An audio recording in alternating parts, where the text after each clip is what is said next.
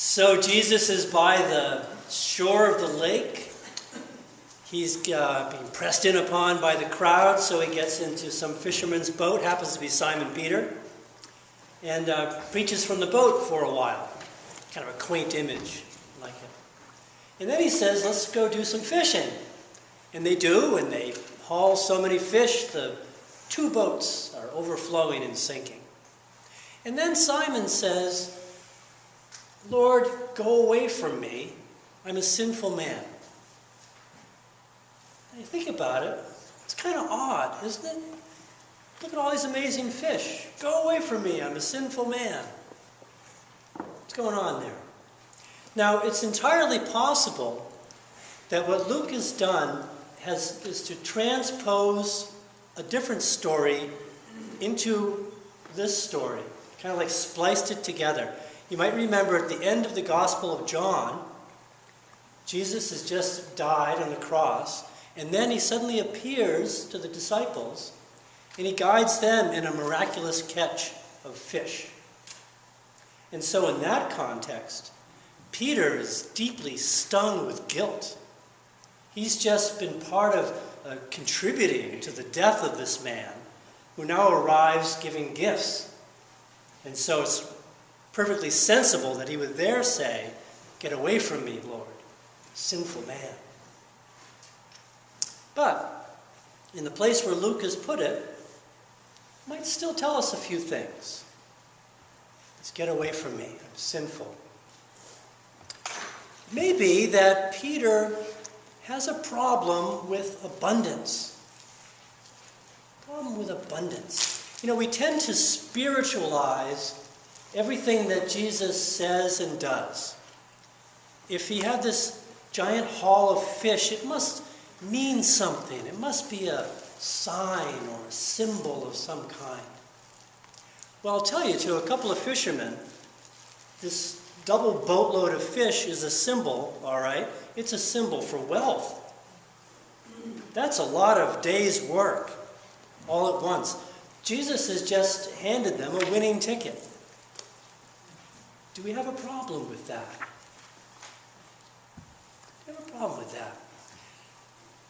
Jesus was a friend of the poor, and he was very much aware of the snare that the desire for wealth and the desire to accumulate wealth and to hoard wealth and to worry about wealth, he was very much aware of that snare, and he spoke of it often. But he never said the poor would be best off if they just remained poor. Do we dare to ask God for what we really believe is good for us? And if we do dare to ask, do we expect to receive? And when we do receive, do we take it? Are we able to do that? Maybe there's something else going on here too. It's said that Simon is amazed at the catch of fish, and that makes him fall down and say, go away from me, I'm a sinful man. Again, that's odd. What about fish would make him feel that? What about this amazement of fish? Maybe it's something else that's really amazing Peter here. Maybe it's something in the presence of Jesus. Maybe there's something overwhelming just about his presence. The presence of the holy. Can we experience the presence of the holy and not be changed? Just think if you've ever been present when a child is born, or when someone passes. Those are awesome, holy moments. They change us. Maybe what Peter's really saying is, leave me alone. Listen, I just want to do an honest day's work, go home, have dinner with my wife, and watch the game. Is it too much to ask? Hey, Jesus, maybe tomorrow we can hook up. You can show me another miracle, give me a parable, whatever. You know, how about lunch? Got an hour? But this amazing catch of fish is not possible in the safe shallows near the shore.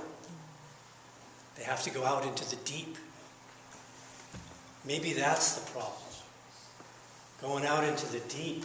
That sounds like a risk to the status quo. Go where you have not gone before.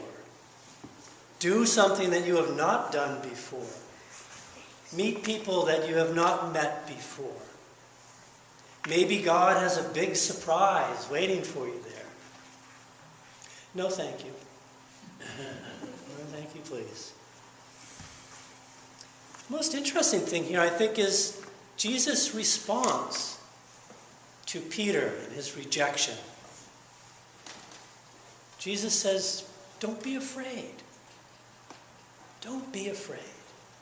How often Jesus says, don't be afraid. And of all the good things that Jesus has to offer, that's going to be one of the hardest ones to receive. Don't be afraid. Don't dread. Don't worry. Don't fret. That's a hard one. What's the biggest obstacle to faith? It's fear. Fear that the good thing won't be. Fear that the good thing will be. We're always moving forward. Always moving forward. Listen, in the Diocese of Maine, as a church, we're moving forward. We just elected a new bishop yesterday. It's exciting, right? His name is Reverend James Brown. Doesn't that sound funky? Well, it's Thomas James Brown. Still pretty fun. Still it's exciting. And you know, I get the sense that it really is a deeply caring man and wicked positive. Yes. And it is exciting.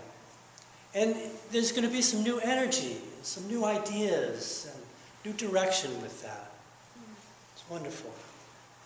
Now, be aware that it can take a couple of years for a bishop to really hit stride.